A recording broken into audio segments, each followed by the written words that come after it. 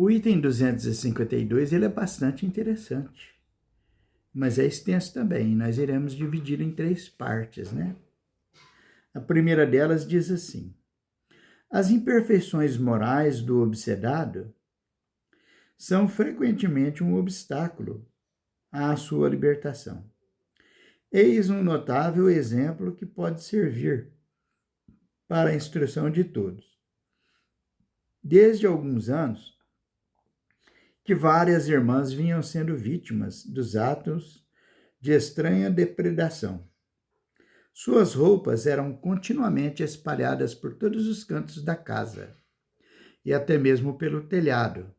Eram rasgadas, cortadas e crivadas de furos, por mais cuidados que tivessem em guardá-las, sob chaves. Essas senhoras, isoladas numa pequena cidade provinciana, jamais tinham ouvido falar de espiritismo.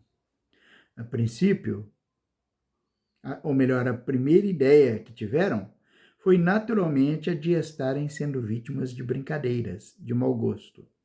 Mas a persistência dos fatos e as precauções que tomavam afastaram essa ideia. Só muito tempo depois, graças a algumas indicações, acharam que deviam dirigir-se a nós, procurando saber a causa desses transtornos e os meios, se possível, de lhes dar um fim. A causa estava bem clara, mas o remédio era mais difícil. O espírito que assim se manifestava era evidentemente malfazejo.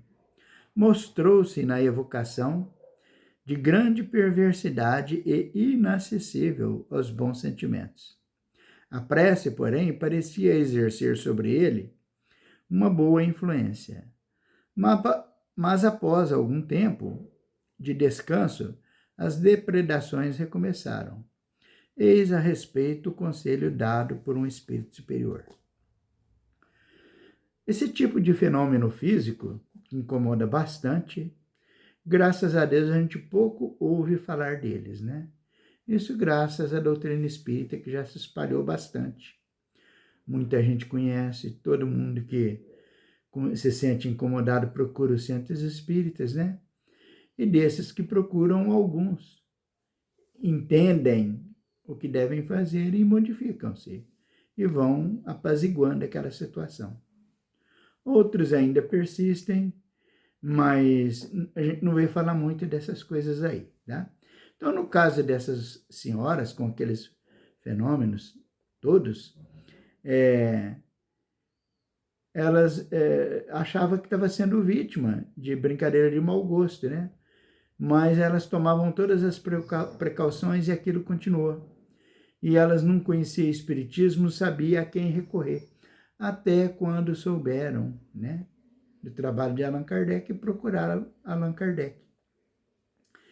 E lá chegando foram atendidas, né, e foram sendo orientadas, os espíritos foram sendo orientados e a coisa apaziguou por um tempo e retornou depois.